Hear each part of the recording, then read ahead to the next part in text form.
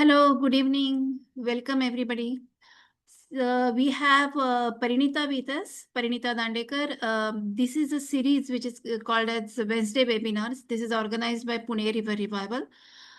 Through this, we try to reach out to many people, and we want to talk about rivers, trees, environment, and we can.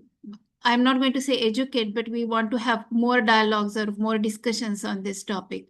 So Parineeta Dandekar is quite a well-known name. I think everybody who has anything related to river or environment, they know her. So she is a well-known environmentalist, a researcher, and a river conservationist. She works with South Asia Network on Dams, Rivers, and People, which is called as SUNDUP. And she actually writes pretty well. And if you have seen her Marathi writing, if you have read any of her Marathi writing, it's not just writing about rivers, it's almost poetry.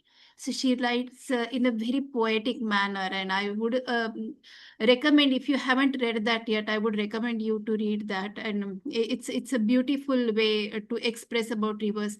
Somebody who has the scientific knowledge can also look at the same thing in a poetic manner. It's a delight to see that. So I won't take much of your time.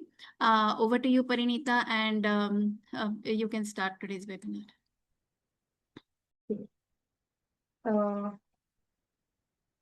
Right. Thank you so much, Prajakta. And first of all, let me start by thanking all of the PRR group because, no matter what I'm going to speak about today, I was feeling pretty guilty about, telling this group about what is happening across the world because I think Pune has done PRR and, all of you have done much more than most of the cases that I have visited, seen, and interacted with. So, first of all, kudos for that. Uh, your recent struggle about trees coming under RFD is it's just breathtaking.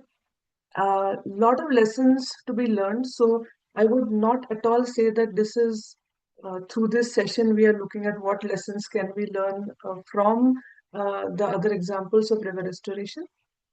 In fact, I think this is also a session, or possibly as we get connected with some of these groups, which is what my intention is, that we do get connected with some of the groups doing some cutting edge work in this field. They can learn a lot from PRR, Jeevit Nadi, Ecological Society, Sarang, Yadwadkar, so many people. So I think it should be a mutual effort as such. So I'll start screen sharing and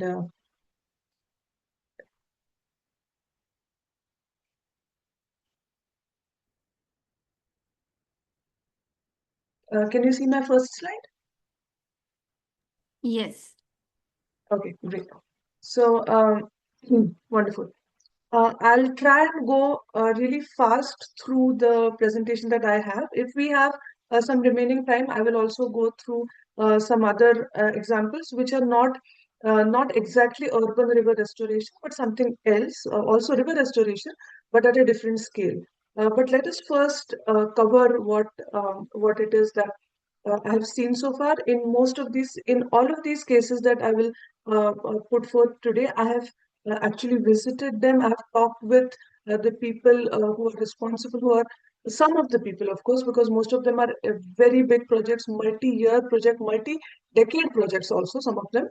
Um, and let us see how they are working. We have to keep in mind that there are, of course, going to be differences.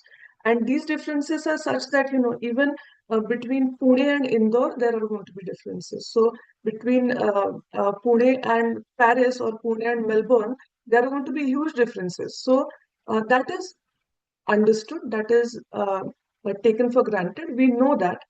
Let us try and look at what are these commonalities, uh, while also keeping in mind what are the irrevocable differences, because there are some.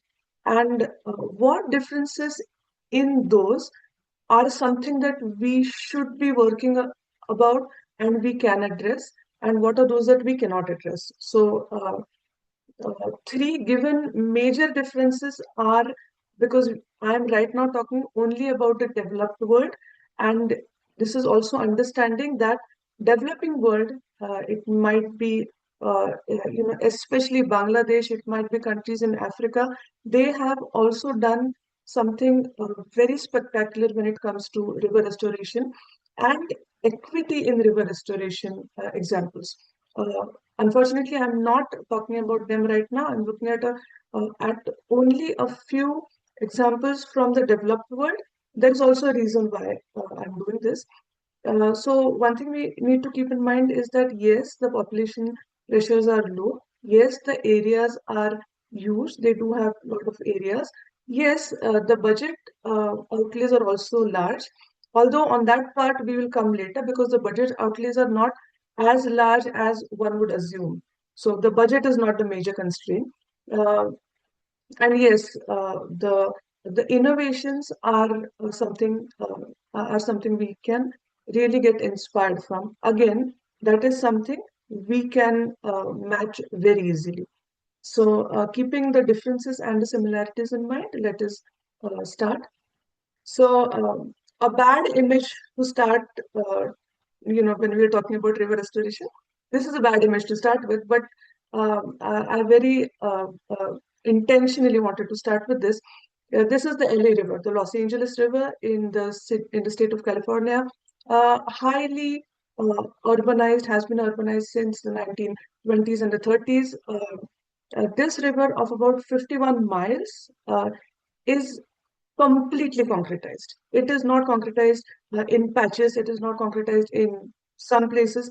It is entirely concretized. And when you say concretized, it is a place where racing cars can run through the river. Why was this done? So we are also looking at some of the mistakes, huge mistakes that were made, and then we can decide whether we want to make those mistakes again or not. So this was done in the 1940s, 50s, and 60s. By this 1960s, the entire LA River in Los Angeles was completely concretized. Similar is the case with number of rivers in the United States and also Australia, uh, including the Rio Grande and parts of Mississippi. But this is an interesting case because it is entirely concretized.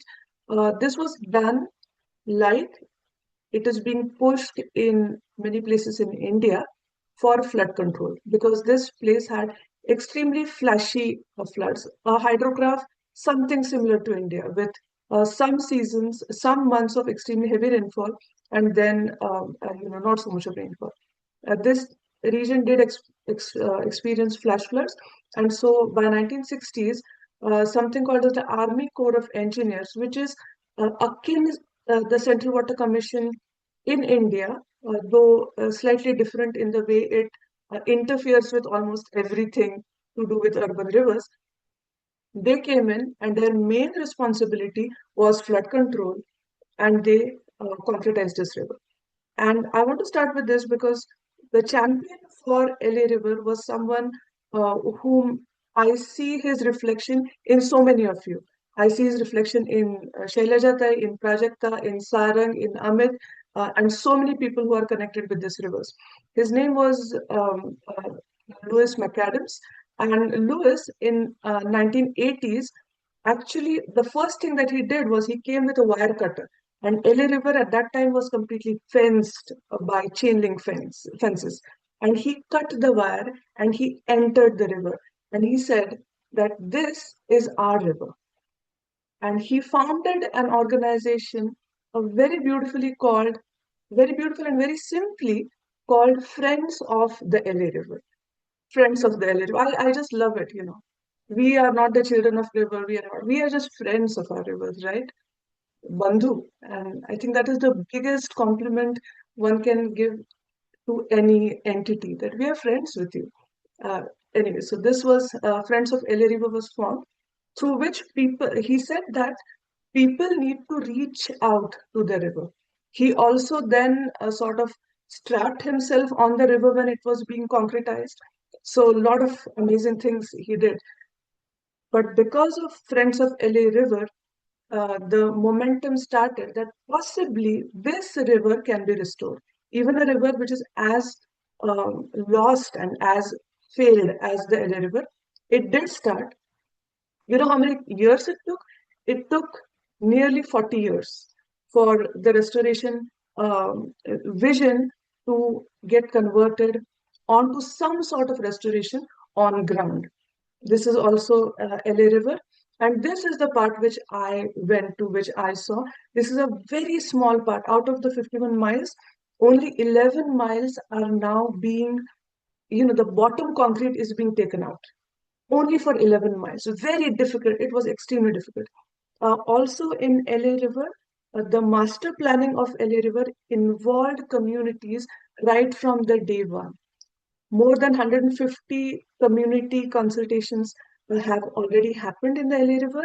Lot of fights, of course, we know how messy it is, right? When this sort of consultation happens.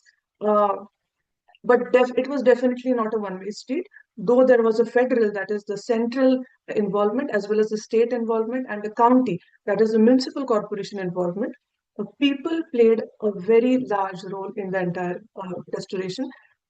And here, after 40 years, after federal, state, council, and local people coming together, trying to restore, fighting, thinking of a plan, only about 11 miles are right now, the bottom is being dug. The reason, and for the other length, the Army Corps of Engineers has said that it is not possible to remove the concrete from this stretch because by now the city has grown so close to the river that flood control will not be possible if we take out the entire concrete because there are no floodplains left. And this, only the ecological restoration is going to take about $1.3 billion. So, the extent of the mistake, the period of the mistake, the cost of the mistake, and then the cost of correction, a huge cost of correction in almost all terms, ecological terms, social terms, and of course, economic terms. And we don't know whether this will happen in the next 30, 40 years also. Uh, Again, to say that whatever green patches that we have remaining, Mula Mutha, Godavari, places in Indore, Patna, Dravyavati in Jaipur, whatever blue line and red line that we do have available, it is precious. It is worth its weight in gold, diamonds, platinum, everything together, and much more. If we are not able to save it right now, it is nearly impossible to correct that mistake in future. There are several examples of showing that. This is a video from there.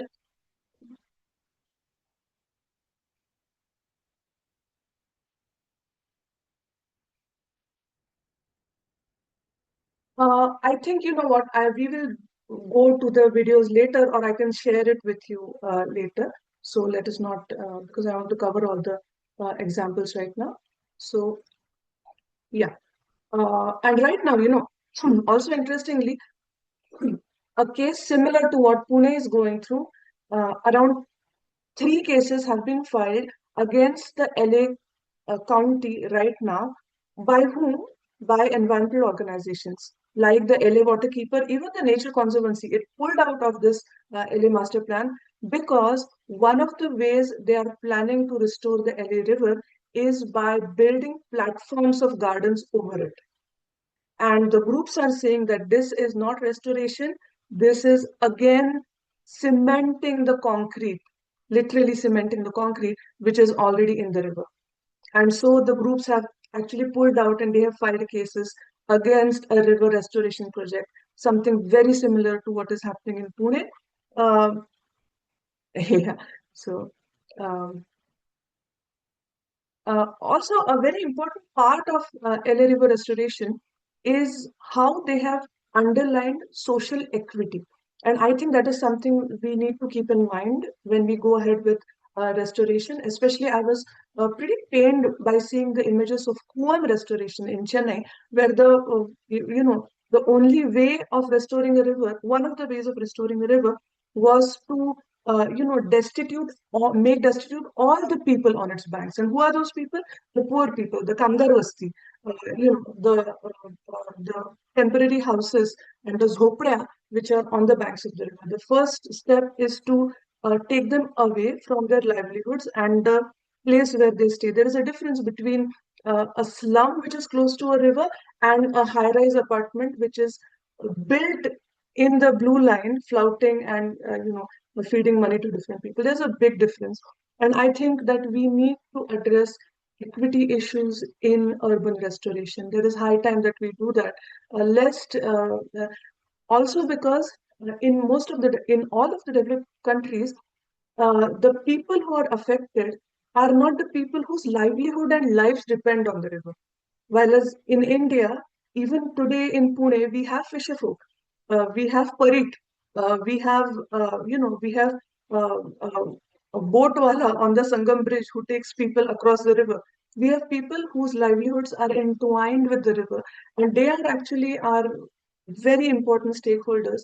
And we have to make sure that we are addressing their concerns also in this whole thing. So the LA River Master Plan had spent a lot of time in talking about equity, in talking about how to not drive the people away from the river banks. Because when the river gets restored, the prices rise. Huge shops come there, cafes come there. You have avocado toast, which cost $15 in the US, very costly, which is nearly a week's, a day's paycheck for someone who's staying there. And that is the sort of change that starts happening to a river bank, and historic communities are completely driven away from the river. So I think these equity issues are also important. And Los Angeles was the first river master plan which really addressed this. It addressed affordable housing as a part of river restoration, which I think is, of course, fantastic. But other parts, not so much. So that's something we should be thinking about. We are now coming to San Antonio River Restoration. This is from the state I am in Texas. A very similar hydrograph, lot of drought, flash floods, concentration of flows and extreme weather events like Pune, nearly comparable rainfall also. Uh, San Antonio River is a medium-sized river, about 100 miles, something like that. I'm not too sure. Um, Crossing San Antonio city, which is a dense city, much smaller, nearly half or one-third the size of Pune as per population. But here, one of the largest urban river restoration projects actually, unfurled very beautifully. Why did it happen? Who pushed it? Again, community groups pushed it. Community groups were in the driving seat. They were part designers of this project. And today, Mission Reach, which is a very small stretch of about 8 miles of the river, has been entirely, the concrete banks have been taken out. It has been re-meandered. Native vegetation has been replanted. And I have actually talked with those people. I've seen this. Then they are fanatic about native vegetation. I think they're, sort of disturbingly fanatic also about native vegetation. But only native vegetation, grasses grow along the river corridor. All of the biological indices are just shooting up. Again, this took about, the entire project took about 20 years to come into being. Part of it was bonds. It was funded partly by bonds. We will come to the financing a minute later. Part of it was funded by the state, and also it had a small part of federal, that is the central funding. But most of it was through the bonds, which the city of San Antonio uh, created that pool of funds to do this. Um, a very fantastic stretch. They have actually recreated on the right top, you can see, they have recreated riffles and pools. This river, I don't have the before photo here. This was a concrete channel like LA River. You cannot even imagine the kind of transformation this river has seen. And when I was talking with the people, right now, the kind of projects that they're undertaking is reintroducing native fish species and also freshwater mussels, kimple. Freshwater mussels, they are actually reintroducing the native mussels. They're geotagging it. I mean, biotagging it. I took part in one of the biotagging. We used dental floss and dental glue to put tags on the mussels and introduce them back into the river. And they are flourishing because the dissolved oxygen is increasing. The riparian area is so good that the water is filtered, the temperature is maintained. And this is the Conference Park where this major restorations happened, has now become a place where students, artists, painters, poets, and singers, they all come together, and it's a tourists come here, so it's also generating its own sort of economy now. And let us see what she says. She's one of the urban planners and biologists, and let's see what she says about community participation in this entire process. So basically, what she's saying is, oops, did I? Yeah. So basically, what she's saying is the entire idea of restoring San Antonio River and restoring this small reach through the way it is now being restored was a community-driven project. Not only was it a community-driven project, the community representatives, which included local residents around the area. It included ecologists, it included civil society, it included planners and architects and biologists, all from the city, about 22 of them. They were the co-planners of this project. They were present at each step of a planning and a designing decision. So this is apart from the public hearings which took place for this project. This is only for the design, right? So what she is basically saying is it is only because of this community group which pushed it that this project was envisioned and implemented at the end. Um, so this is now being undertaken by the San Antonio River Authority. This is also something we need to talk about because as Shailaja and we have been discussing, we have the River Regulation Authority, GR in Maharashtra, where again, all the river authority members are ministers and, 3, 4 ministers, and it is incomprehensible, and it is for the entire Maharashtra. It's not even for different rivers, authorities for different rivers. San Antonio River Authority consists of representatives from each of the county. So, like from each of the taluka in Pune. If you need to have a Mulamutha River Authority or something like that, from each of the taluka of Pune, there are representatives, and we vote for these representatives. So these representatives are not like, they are not just some political appointees. The people actually vote for these representatives. They represent the San Antonio River Authority, which then takes number of decisions. So this is the direct impact of direct democracy through something called as the ballot measures, which is specific to America. We will come to this, but I do think that at the end we have to move towards the governance reforms. That is very much needed. We can do it a bit through the area sabhas and the ward sabhas, but uh, representative democracy in these structures is extremely needed. And so at the same time, let us not just, paint everything in a rosy color. This river authority was also responsible for channelizing more than 31 miles of this river. So it's also true that when you have elected representatives, it's not that they are going to be only thinking of the environmental, benefits of the project. They are going to think of some extremely crude measures also, and that did happen here. So we need to also, understand that. Okay, now we come to something, in, I think this was 2015, and we were talking about, I was in Pune then, and we were very, involved in a number of riverfront river management, and that time streams and nalas were a very important topic of discussion, where they were going to be mapped and they were going to be completely put into culverts. And there was a High Court appointed committee of which I was a member, to see that the bottoms of the streams are not concretized. And I was going to a meeting with Vivek Kharwadkar, who was one of the city engineers at that time. I have no problem in taking his name. And I was talking with him, and I said that, and he was saying that there is so much of flood and the streams are flooding, and we need to have bigger culverts and bigger pipes and stuff.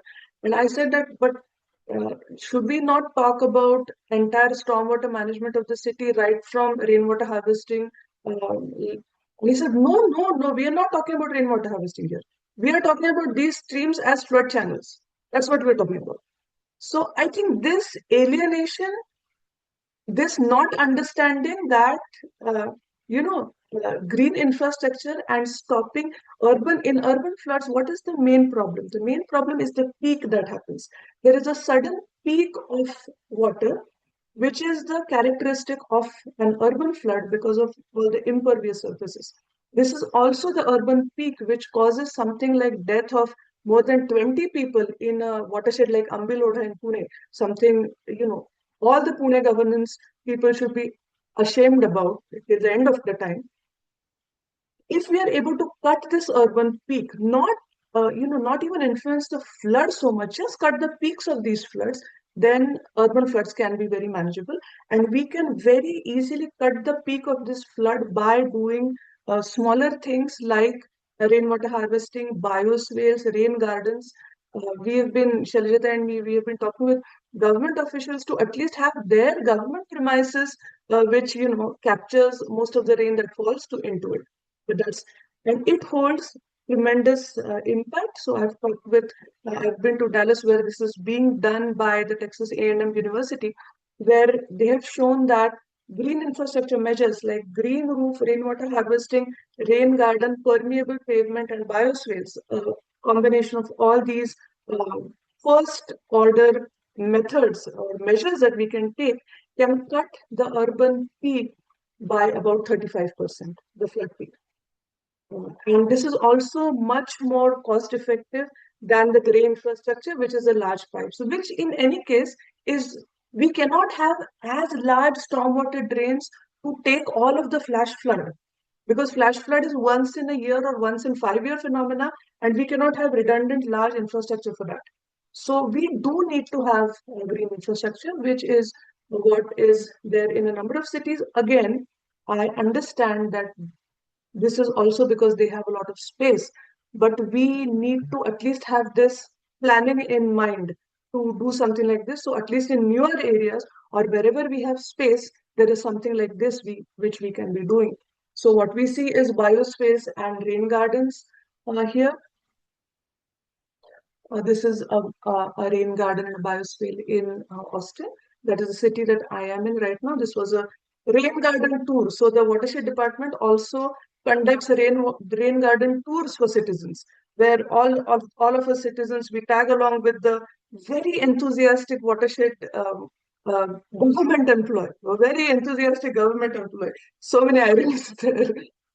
And they take us around rain gardens, and they show us what they have done, and what we even get into private people's gardens, the gardens where the city has given rebates. So that's not like a tax which happens in wood harvesting or solar panels in India. You have it reflects in your property tax payments. Here you actually get cash rebates. So that is, you actually get cash in your account if you put it and if it is inspected. So this is a small rain garden. Which I tried doing it. I have to agree that it didn't succeed. I was very overambitious and non-scientific about it, but it's succeeded. Um, okay, a very interesting story of Austin. This city actually has a watershed protection department. Why does it have a watershed protection department? I was so, enthralled. I went there. I sort of, I used to eat their head quite a bit. I know all the people there. Why does it have a watershed protection department? Because when once a place like, say, Ramnadi Confluence, which is Barton's Creek in Austin, it was going to be taken over by a developer. Thousands of people came together. Okay, this was in the 1970s or the 60s. Uh, uh, Thousands of people came together. Again, it happened. So that was it was put on hold. And then again in late 80s or just 90s, same thing happened. Huge development pressure to concretize all of the Button Creek and build a mall there, which would be people came there, they went to the city hall, and their images remind me of PRR, of how you ask questions to the corporation, where you go to PMC, Chalo PMC, and when you ask the corporates and hold them accountable for what they're doing about trees, about riverfront. But here, because of ballot measures, the citizens actually voted for a law which they called Save Our Springs Ordinance, that is SOS Ordinance. The citizens voted, they actually drafted a law and voted for it, and the law was made into a city ordinance through which the Watershed Protection Department was created, which today looks at only flood control, river restoration, stream restoration, and green zone protection. Phenomenal step which was driven only and only by the civil society, someone so much like you. Uh, and this was the meeting that happened. Does it not remind, it does, doesn't it? So, yeah. So that was a city hall meeting where everyone sort of, pushed back on the uh, on the development that was coming. And it didn't come. And I still go to Barton Creek right now. And that Barton Creek started this revolution which led to a watershed protection department. Pune needs a watershed protection department. It definitely does need it. How we do it is something we should discuss. But what is this? Drainage department and, public works and so all destruction departments, no protection departments. So anyway.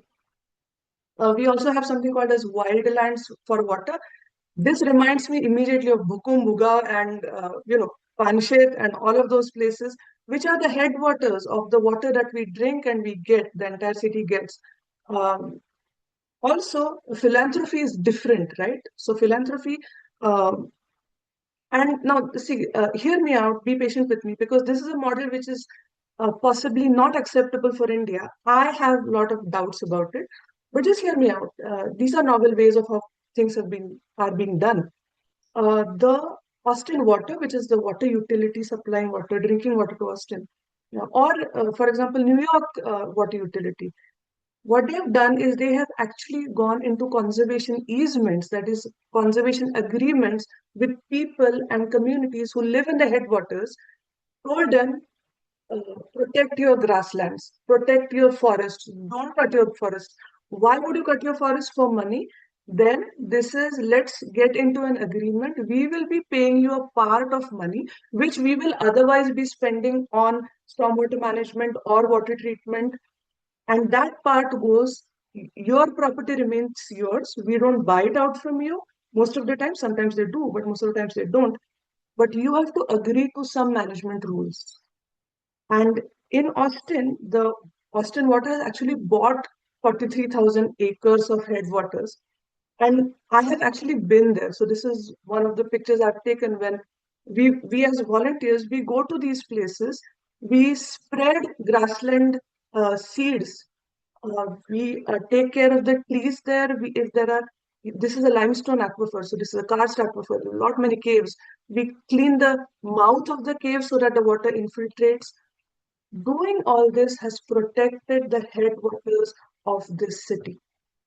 And this can be done in number of ways. And I think of Panshet, I think of Walinkond, I think of Ambani and Adani having a huge pump storage project right at the top of Pune, which is Pune's headwaters. And, so they don't own it.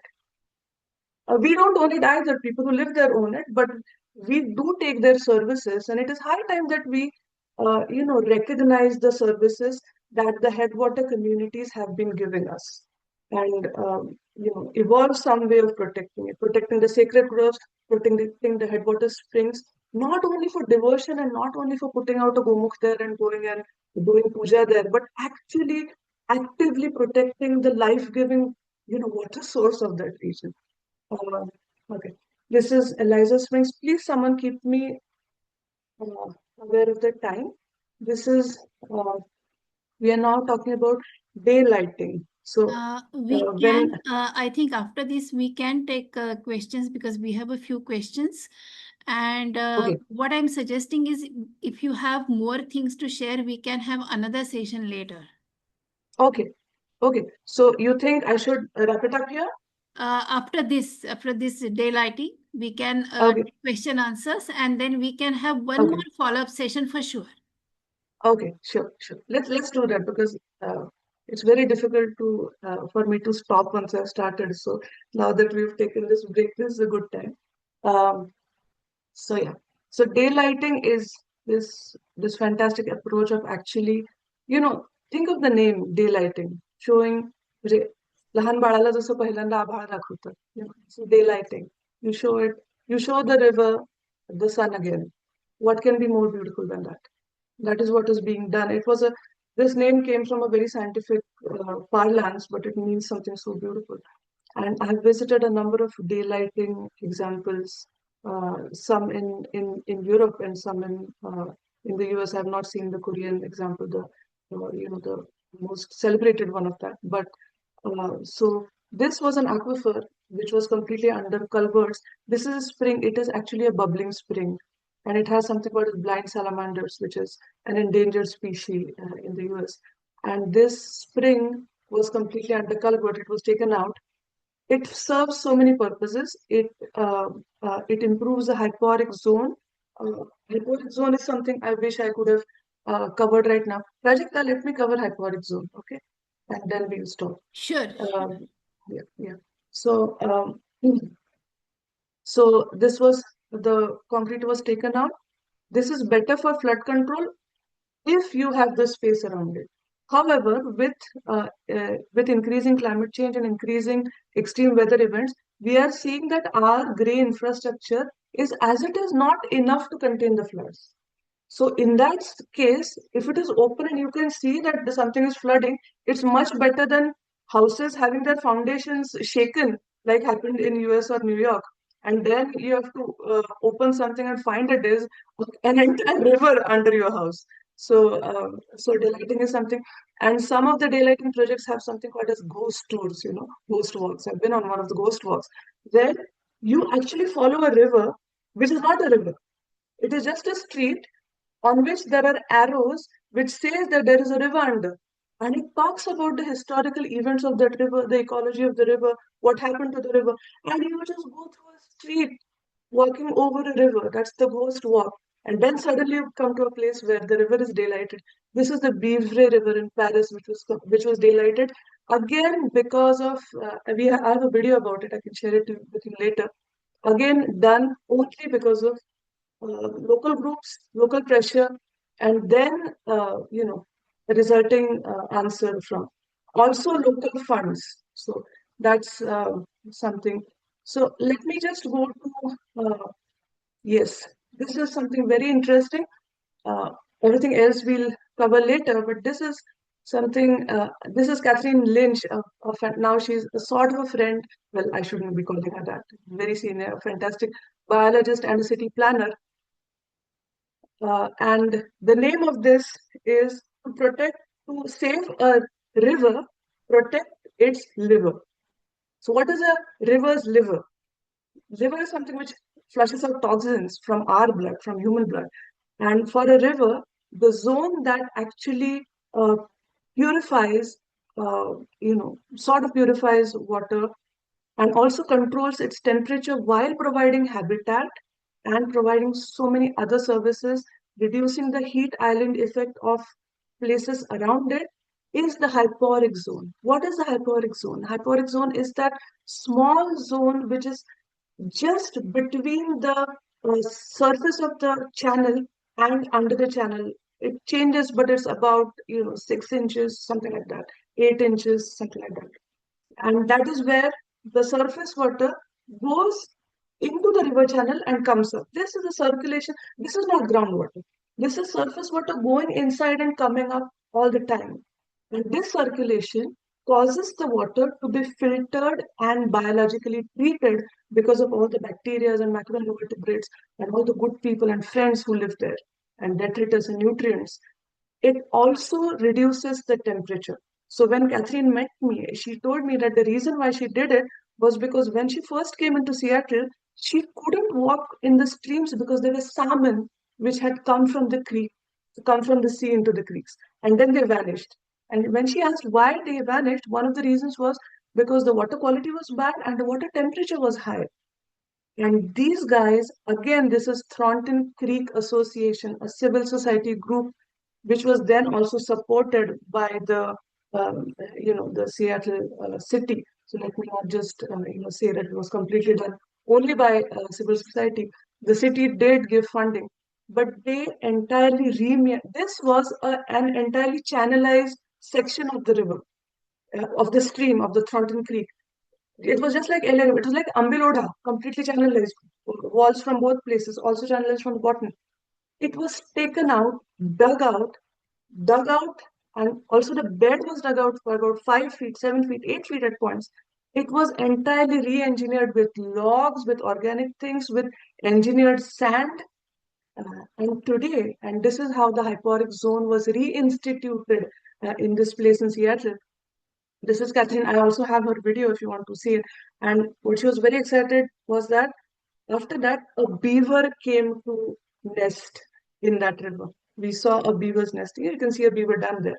So this is like an otter coming inside Mula Mutha, rather than having those tubiform worms, which also have their own place in the economy of the river. But just imagine we have otters in Mula Mutha.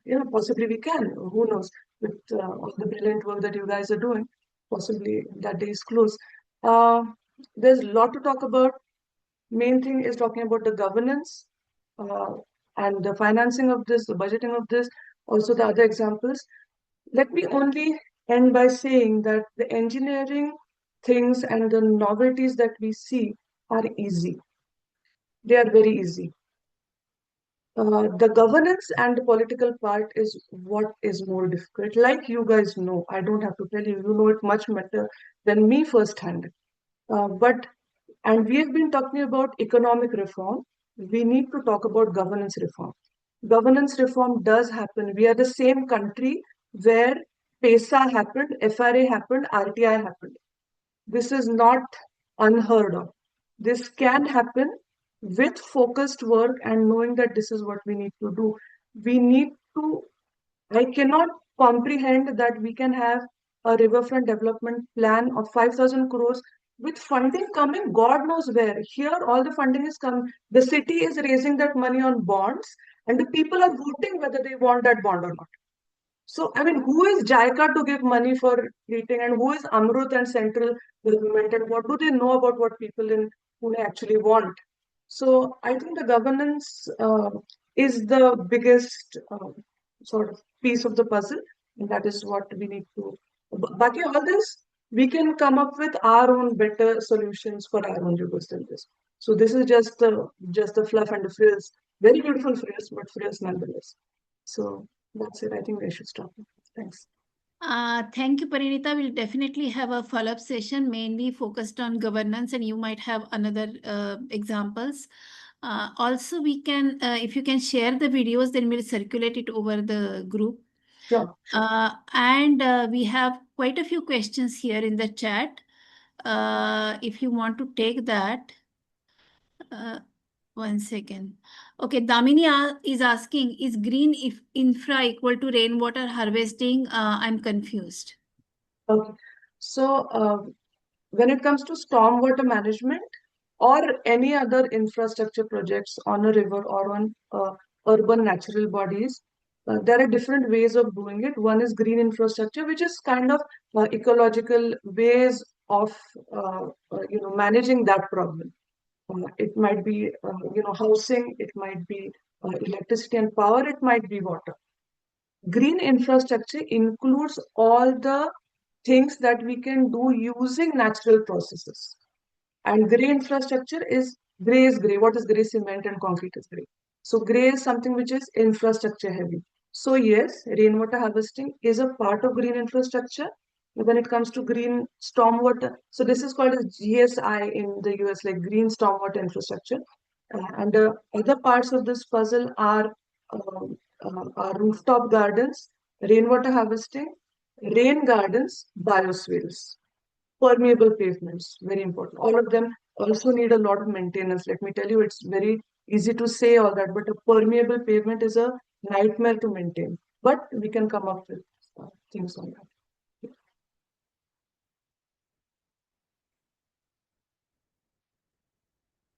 I can't hear you, Prajakta. Yeah. Okay, I was mute. So she also has a question on SOS law. She is asking, can Pune have a similar SOS law and how to achieve that? So I will share the SOS ordinance with you. It is so inspiring. I read it. I had worked on it about 5, 6 years back, and yesterday, because of you guys, I read it again. And the last point of that act was none of it can have any exception for no one for any time in future. Like it was so amazing. So the SOS is Save Our Springs. That was an ordinance. That's a draft law which people drafted and people voted for, and the city had to, again, because this has a different sort of here people can vote for their own ordinances, but this is also something, we need to look at novel ways of doing this through area sabhas or ward sabhas, or just getting out something and saying that this is a declaration for Pune's rivers, this is what we Your want to voice is do. breaking up. Your voice is breaking up. Okay, can you Yeah, so now yeah, we can. so yeah.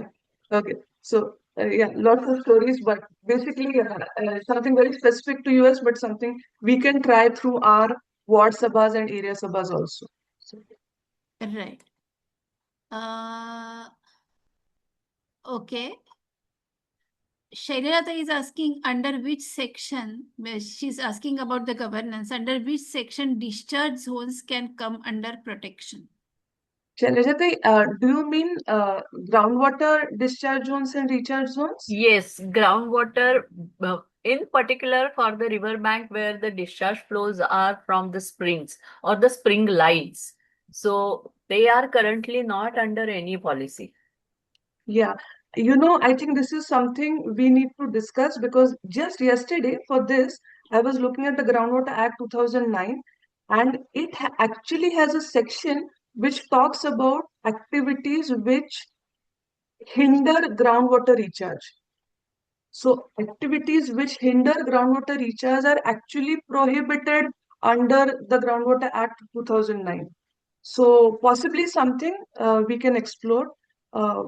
It had actually talked about building walls or building structures by which groundwater infiltration in a recharge zone or an aquifer is hindered, is prohibited under the law. So that's something we can definitely explore, I think. Perfect. We'll do it later. Thanks. Yeah. Yeah, yeah. Yashoda says we have rivers, streams, stepped walls, springs, and we have no policy for aquatic zone preservation. We just now talked about it.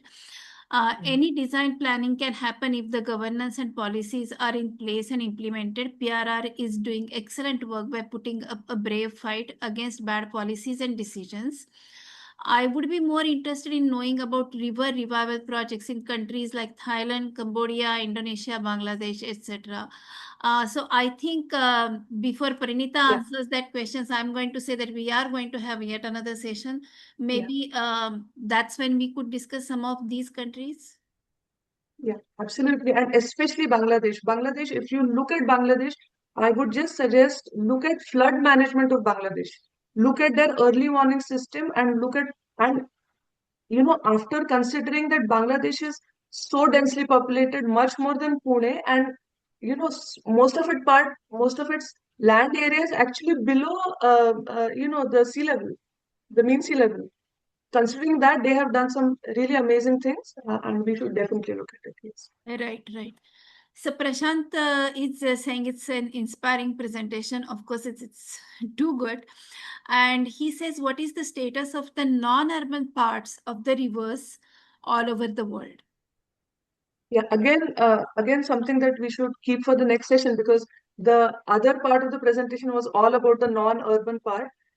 Amazing things. Let me just tell you about one thing, which is something Shailaja and me were trying to, trying to get in Indrayani around Dehu.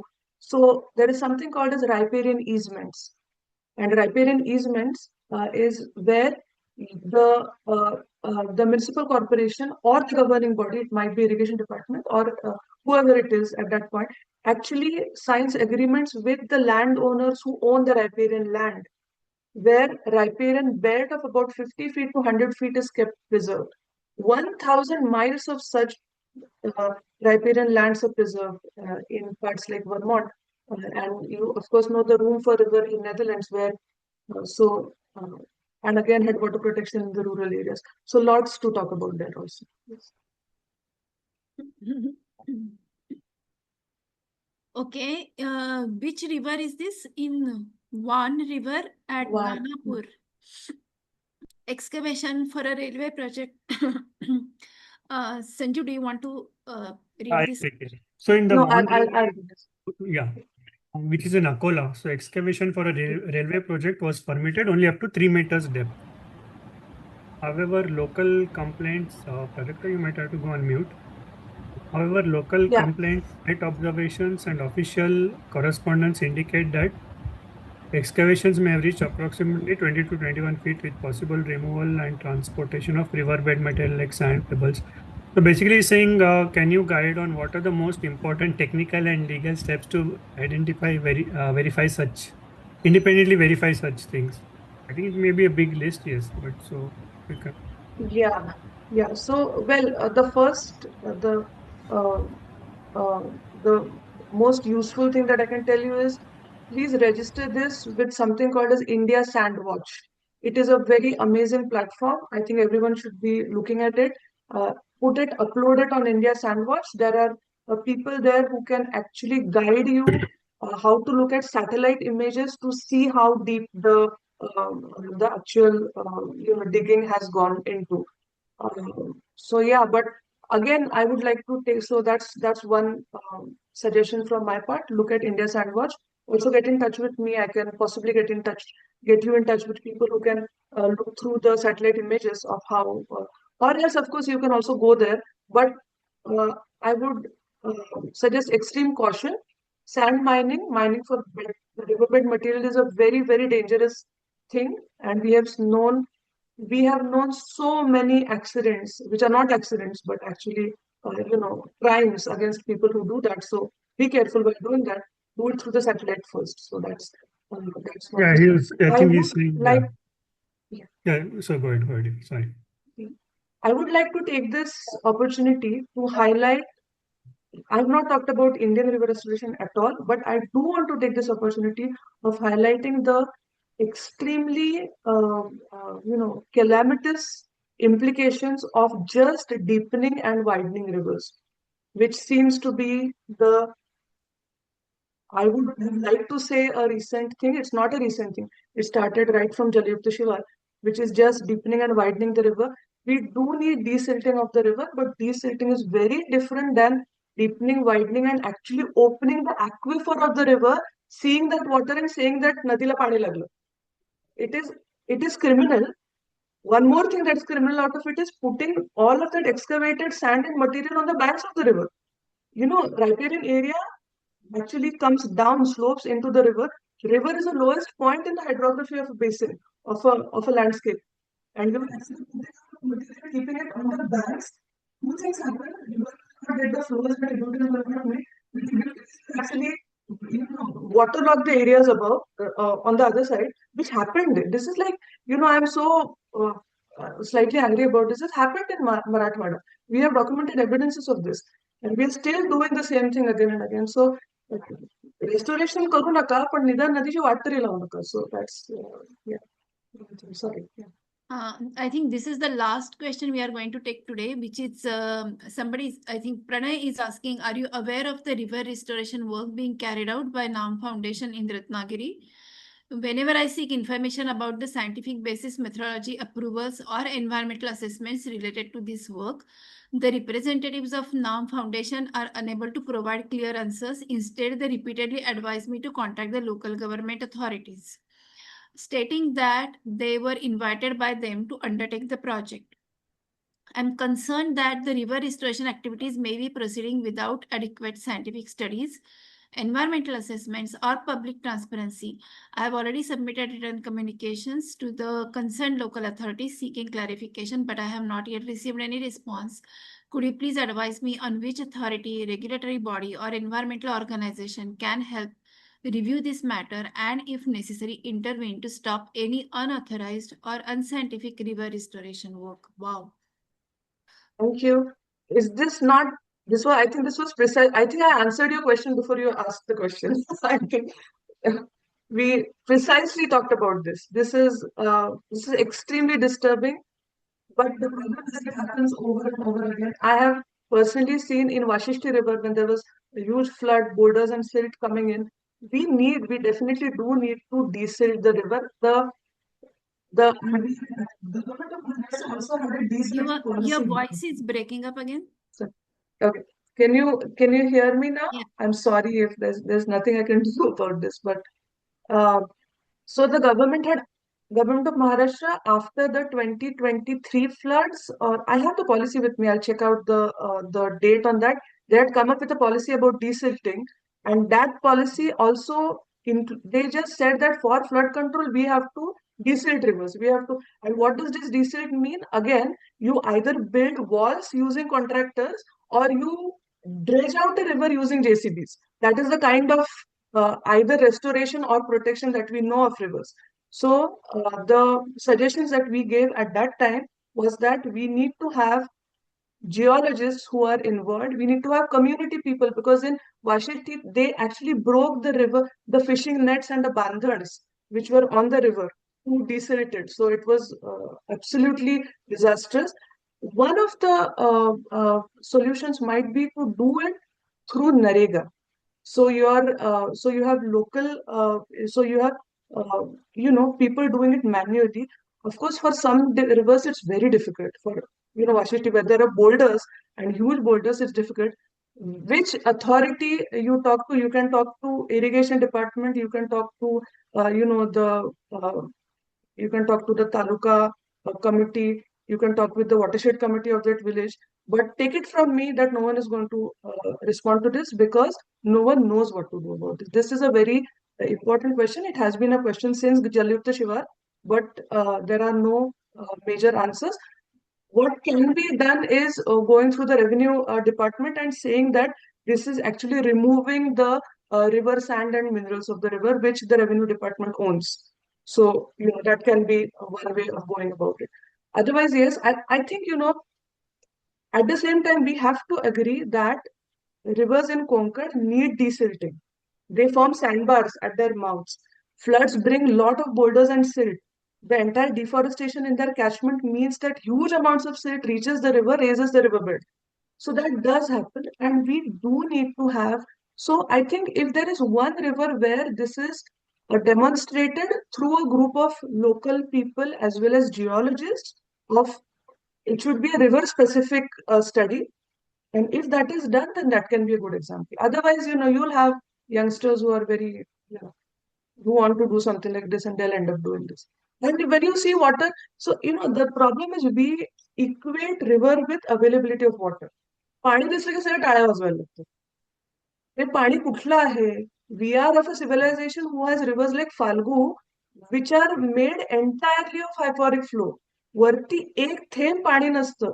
They don't have a drop of water, and they have stories about it. Why does the river behave like that? So river is not surface water only. River is a system of subsurface flows, of connected groundwater, of riparian, forests, of pools, rivers, and headwaters. So that's what a river is. It's not just flowing water. But yeah, it's a problem. So, I had said that was the last question, but I'm going to make one exception because I saw that Sarang Yadwadkar has raised his hand. Sarang. And then I cannot not take that because everybody will scold me. But माझं what असं about होतं. if Sarang will scold me? What about that? Have you thought of that? काय म्हणलीस? म्हटलं, तिला सगळे ओरडतील पण तू मला ओरडलास तर कसं होणार? ते नंतर बघू ना आपण. परिणिता, बोला, बोला. आधी I was- ऐकून घे वकील साहेबांचं, ते काय म्हणतायत ते शांतपणे. नाही. Say, Parineeta, I have hmm. visited Chiplun few years hmm. back. चिपळूणचे Yeah, फ्लड्स जे आले होते ना, after yeah, that I have visited Chiplun. I have yeah, seen the work going on by yeah, NAM Foundation, and yeah, I've also been there. Yeah, yeah, yeah. in Vasishti River, you said. Yeah, yes, Yeah. Vashishti आणि चिपळूण आमचं बघितलंय. JCB घालून एका See, बाजूचे काढून दुसरीकडे टाकतायत फक्त. exactly. I don't, and basically for the approach of the dumpers, they themselves have Yes, dumped lot of soil, debris or sand, whatever it is, in the river itself. And Vasishti absolutely. River is very unique. Basically, the river before entering the Chiplun, city of Yeah, Chiplun, it yeah, bifurcates. And again, yeah, after Chiplun, there is a confluence of Vasishti with Vasishti. yes, So yes, so whatever it is going to have confluence effect on as far as hydraulics are concerned. yeah. But what they are doing, I don't think personally what they have there is a very scientific and It is absolutely not scientific. It's like yeah. it is completely not scientific. I'm just concerned about how can we actually, because one of the points of NAM Foundation's report or Chiplun citizens' report of flood uh, control of Chiplun was to completely take away the island inside Vashishti. You Oh, cannot do that, An island is a part of the river itself. They wanted to completely, and this is no different, Saran, than आपल्या त्या कुणाचा report आता जे Krishna flood झाले त्याच्यानंतर त्या माणसाचा report होता तो शैलजा द- त्यांनी काय नाव त्यांचं अरे राजेंद्र वा, पवार. वडनेरे वडनेरे वडनेरे वडनेरे committee. कमिटी वडनेऱ्यांचा. विच सेड दॅट फ्लड कंट्रोलसाठी काय गरजेचं आहे कोल्हापूर आणि सांगलीमध्ये तर take out the meanders of the rivers where the world is putting back meanders to slow down the flow and to Yeah, control urban floods, their recommendation is to take out all the meanders in the river course for flood control. yeah. I mean, Absolutely. and these See, are see. the engineers who are in. आता तुम्हाला कुंपणच शेत खातंय like in Pune. So what to do? So ते कुंपण आम्हीच घातलंय ना. Hmm. Yeah, so the blame comes on us. Yeah, See, but the basically question raised by whosoever, I don't know the person, but please contact me. यांनी जो वसिष्ठीचा प्रश्न Yeah. जो विचारलेला आहे नाम foundation, Yeah. see, basically he should approach water resources department, see, to allow Yeah. them to work whatever it is they are doing desilting or whatever they are doing.